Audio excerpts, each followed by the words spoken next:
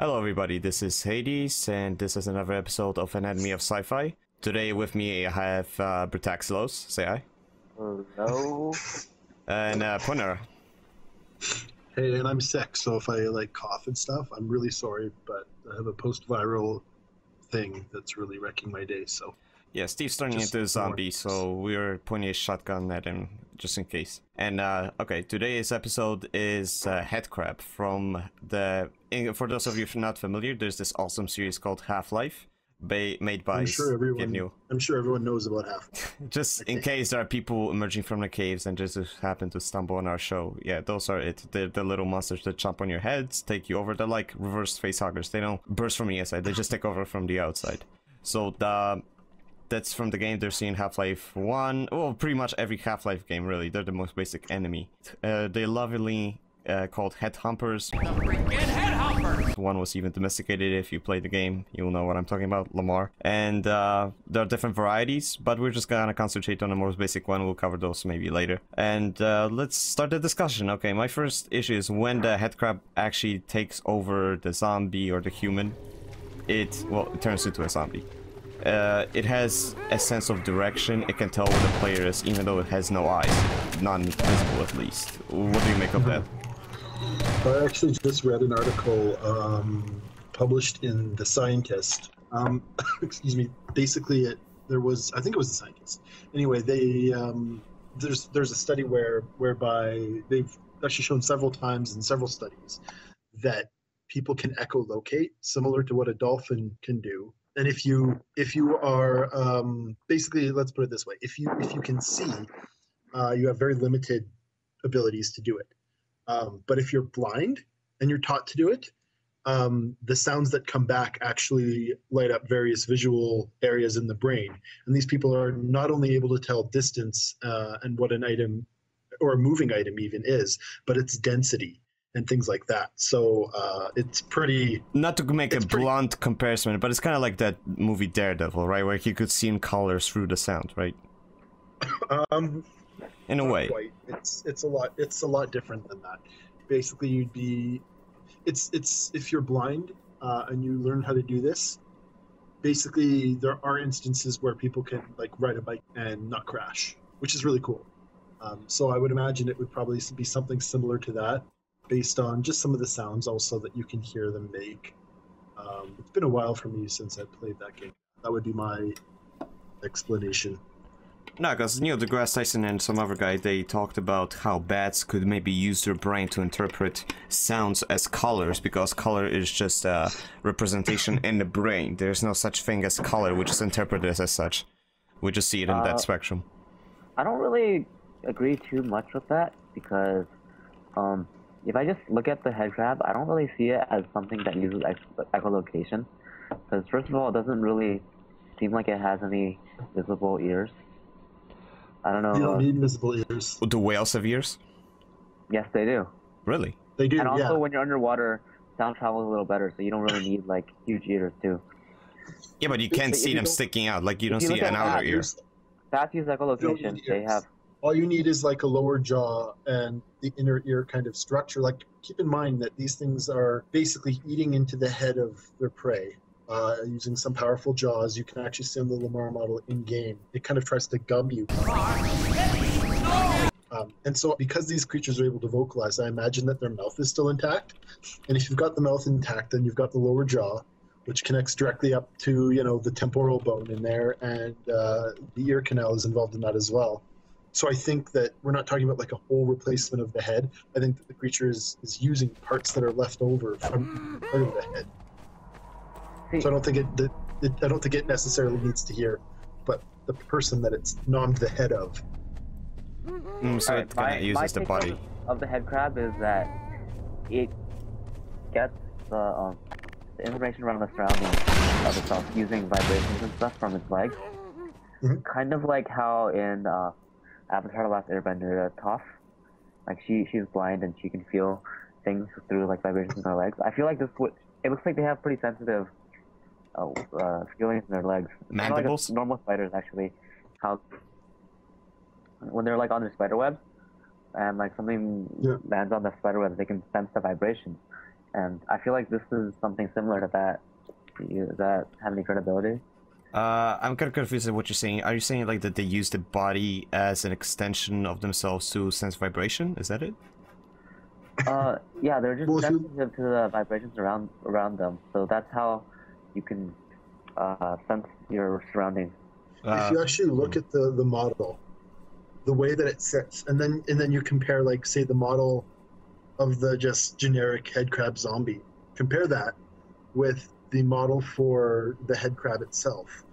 And here, let me provide you guys, and this will be put up. Yeah, that would be nice.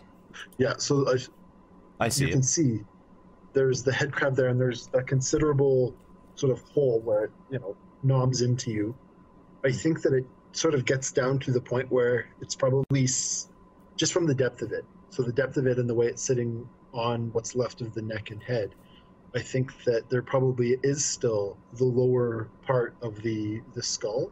So you're talking about the base of the brain case.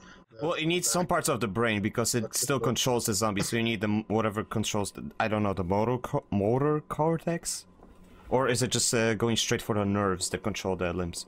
I think it's just puppeting the nerves in that way. But my point is that I think that there are some elements of the jaw and the auditory systems still present by the time they've fully, joined up with their host. I think that that's perhaps, excuse me, that they're using that system in order to hear. Okay, just one thing. I'm looking at the model, and there's always, like, this is the generic Half-Life 2 zombie. It always has this big gaping hole where you can see the lungs, the ribcage is open. Is it like pulling the skin with its little mandibles, and it just numbs on that, and that's what makes that hole, or what? Or is it just because they got lazy and they made every single zombie look like that? I think what it could be is that the body itself is actually dead. And the only thing that you see living is this sort of puppet master sitting on top. And of course, when you have a body, they tend to bloat. And this is actually not that uncommon. You get really heavy bloat, and then you get like purge fluid coming out, which is actually black, not red. But... So normally you see like a sack of fluids, and that fell off because they're in upright position, even though they're dead. Yeah, and presumably this is also representative of some sort of injury or something. But one thing I don't like is the hands on it. Yeah, the fingers are just misproportioned. I mean, it's longer than its forearm almost, really. Yeah, it's not really something that I can see it, growing new fingers out of. Why would it do that? I think it's that. It's a stylistic choice to make it more scary, but the fact that it doesn't have skin on it, that makes sense because the zombie uses this as a weapon, and obviously, the headcrab doesn't feel pain, so it just keeps clawing. It doesn't give a shit if, as it's breaking down doors or whatever, the skin comes off. The phalanges are too long. Unless you're, well, the skinless part makes sense, but the scale isn't. That's just stylistic, I think. I think it's one of those things where they just made it look cooler. Or scarier. Without, yeah, however you want to, however you want to do it. So. And, okay, actually, this brings it up to another thing. Steve, you know more about it, because I did play Half-Life 2 all the way through Episode 2. I didn't play Half-Life 1. You told me the dark cases were immediately after the headcrab jumps on somebody, you can still take it off and be alive, right? Yeah, there's an incident in the second Half-Life 2 where you've got the fidgety doctor dude. He's kind of digging around and looking for Lamar. And at one point, Lamar jumps on somebody's head.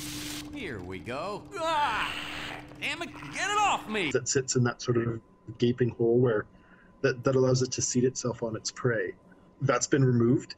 Never fear, Gordon. She's debeaked and completely harmless. The worst she might do is attempt to couple with your head, fruitlessly. Get that thing away from me! I mean, he's basically rendered it unable to function, and presumably it would end up starving to death. Oh, so they feed maybe... Well, you do see fangs on the mandibles, so maybe it sucks the fluid, maybe it does that, so... Well, those are just legs.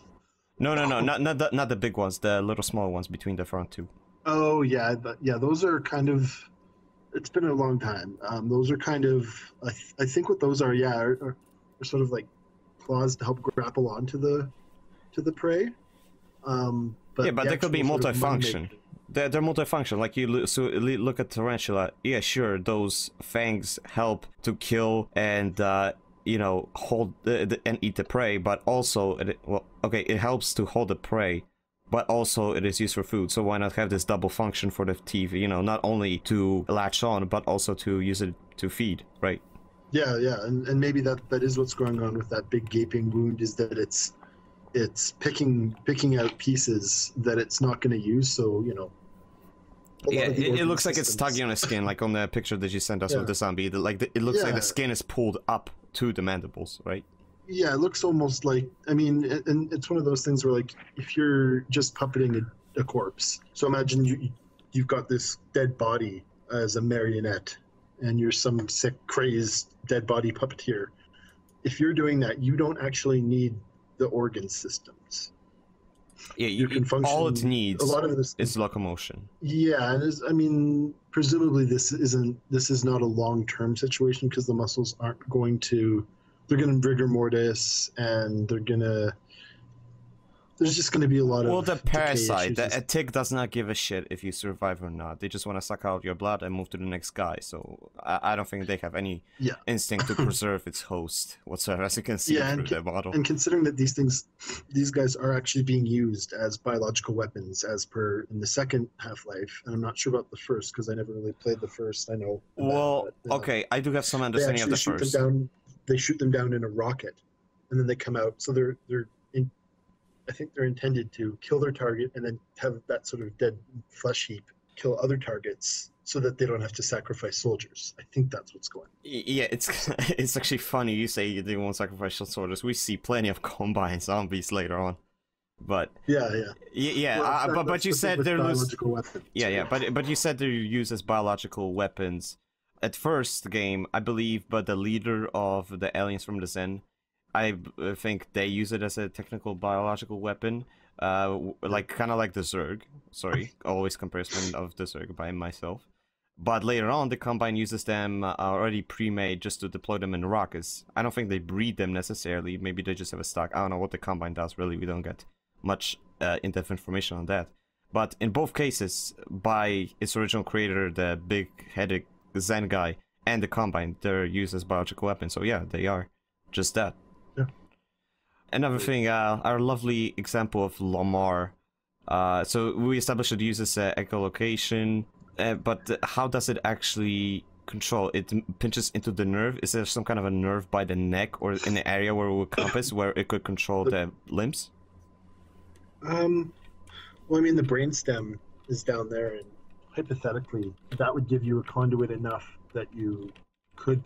There is the potential to control a lot of body systems with that. Like, for example, there was a rather famous case where somebody was cutting heads off of chickens, and they kind of hit the head fairly high, leaving the brainstem of this one chicken. So it was just like an open neck, and this chicken lived for something like a month without a head. So it was kind of like a cockroach. The only reason it died is because it had no food, or? No, they were feeding it and stuff. It just ultimately was not a sustainable situation, which is again. Well, obviously, you're gonna die eventually from that. And that's what I'm saying. Like the way that it's seated on the head there, it looks like the neck is probably intact, and the base of the skull as well. And that would allow you to have some parts of the brain, or at least a conduit to use the nervous system. Well, it's still viable. I don't know the time frame. Maybe rigor mortis sets in in like an hour or something like that. Just really depends on a lot of different factors. If it's providing a chemical to prevent that, there's a lot of chemistry involved in that sort of change. Well, we do have like prostheses that if they are locked with the nervous signals, the person can actually move them by thinking like. They send a signal from their brain like they want to move their thumb, even though they don't have a part of their arm, and then that robotic arm would move. So we do see that in real life a little bit. In that case, it's picking up on the various nervous impulses and sort of extrapolating the motion based on which nerves are firing. So so it's kind of like that, except the headcrab is the brain and the whole body is the prosthesis, kind of. right? Could be, yeah. I mean, it's hard to say. I mean, if you look at an example like the famous cordyceps fungus, the one that actually the game The Last of Us is based on, and I would have to look up the exact species again that's based on.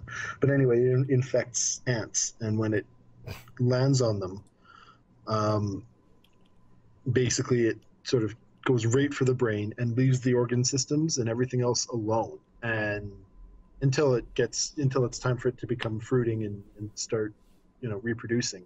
And then it kind of uses the ant as food and it erupts from all the different joints and stuff like that, right? So is there any studies on how the cordyceps actually controls the nervous system of an ant? Yes, and I will admit I have not. I think it's very simple. It's just like a chemical that that like releases endorphins whenever they're in high place or light, so that they're driven to it. No, it's more complex than that. It actually has, oh gosh, what are these tendrils? So basically, they've got these little filaments that sort of root down. They're almost like, think of them like miniature roots, like a plant would have, like a fungus might have, right? And they get down in there. And in the case of like say a mushroom, what you might find growing on your lawn, it's actually using those root things to absorb decaying matter under, like, say, an old 2x4 that's under your lawn.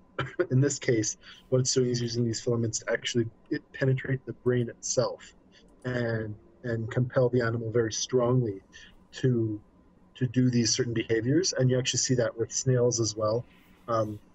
Really screwed up examples where a parasite will actually get into the brain of a snail, make it go up to a high vulnerable place so birds can see it, and then it'll start pulsating color so that birds notice it and like blow it up really big and stuff like that. It's like, oh shit, you screwing out my camouflage, no. Well, it makes it stick out like a sore thumb, so the bird swoops down, pick it up, eat it, and then. Also, it physically sticks out, not like visually. Well, as well as visually. I see. Well, visually, yeah. So there are lots of these cases, but what we see here is this works, I think, in a different way, because the person is not being compelled to do anything. The person is gone. The vast majority of the skull, including the higher functionality of... Well, no, I don't think there's any question about that. The person that the headcrab controlling is definitely dead. You can tell. Well, the skull is mostly gone, right? Like it's sitting on sort of a nubbin of what's left of the skull. If it's seated properly, I think that the brain is probably exposed and it's digesting that. I think what they do is they suffocate the person that they're on, and then they just control the nerves, not the actual thinking process. Like or they just jump on them. They just jump on. Yeah, but what actually? Did they crack the skull? You think they're strong enough? Oh, absolutely. That's why when Lamar jumps on the one skull, but he doesn't have the jaws that would do the cracking have been removed, it renders Lamar completely unable to do anything. They kind of just remove him from the head and say, well, okay, you're kind of terrible now, Lamar, right? Whereas the ones in their sort of unaltered state, if you will, jump on and probably crack the head in very short order. Oh, this is a very nice picture. I can see that it looks like a part of the woman's body. I'm not going to say, but it looks like there are those side spikes. Maybe that just like severs the nerves. And it just like it just slices into the neck, so that there's like it just kind of like cracks your neck, but not literally crack it. It just separates the nerve from head, from body to the head. Maybe something. I think it uses a circular and potentially a rotational force to cleave the skull and crack it open. Like what's this thing called in a blood vessel that contracts in a heart? I forgot. A valve? Yeah, thank you. Oh, that's stupid. Valve. I mean, like the company that made the game. Jesus Christ, man. Yeah, it kind of like a valve. It just not the valve. A ventricle, I think. No. No, a ventricle is part of the heart. Okay. Okay. How about this? It's like an anus. It just closes. A sphincter, yeah. Sphincter, yes. In some cases, they're different from a sphincter. In this case, a circular muscle. Yeah. Yeah, in this case, you do have a circular muscle, and it would, as it clenches, you can imagine that perhaps it rotates a little bit, and as it rotates and digs in, that causes torsion, which can crack open some of the skull plates that are not quite so properly or strongly fused. Okay, we're 21 minutes in, so let's just wrap up. Is there anything we need to cover here? Because we got, well, they're genetically engineered to be weapons by the Zen Overmind thing or the Combine, so their production's down. We know how it just like controls the victim through the nervous system, and we know their basic purpose, their lifestyle. They just latch onto a person, do their thing, they get locomotion, then when the body's broken down, they probably jump off to the next victim, and they feed off of the body, obviously. Or they just die. Yeah, maybe. I think they're more of a, if I had to guess, I would think they're more of a short-term investment, because you, like, basically, like, once it kills the victim and that victim has killed others, you don't want to have these things getting out or breeding or just moving from victim to victim. That creates sort of a cascade effect, especially if you're, you know, shelling areas with them. Hold on, so it's for every headcrab there's one death, so it's more controllable, yes? That's how I would do it. Except for the poison headcrabs, though, but we'll cover that later. There's a few other types, like the one that has all the crabs on its back and stuff. So.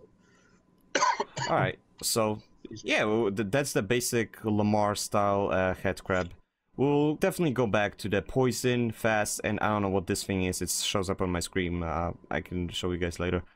Thing with like the sack. I'll look it up on a wiki. But yeah, that's pretty much the Half-Life headcrab, and we love this series. We'll definitely cover more of it, not just the monsters, but also the mechanics. The Combine obviously has a lot of stuff we can cover. So yeah, Zappy should have a good time covering the. Oh, not even Zappy, Elazavris. Jeez, he would love the dog. Oh, yeah, get those two guys nerding out about the teleportation that happens in Half-Life 2. I would be really keen to hear that. Well, teleportation itself may have another episode in itself, but like the energy sources in a citadel, things like that. Yeah, and let's not forget the dog. We gotta make an episode about the dog. Oh yeah. Yeah, Alex's little pet. Well, little pet. You're right. And the fact that she made it, it's like, you know, what, she went to MIT, or her father went to MIT. Like, last I checked, none of the guys from MIT had a gigantic cyborg, but then again, last I checked, we didn't have alien technology coming down. Alright, so this has been Enemy of SciFI Half-Life Sub Edition. Love this series, we'll definitely do it again. This has been Hades, and Panera, and Eric. Steve. we gotta work on our outro, guys. Alright. It's okay. Yep. That's what editing is for. Alright, so we'll see you guys next time. Peace out.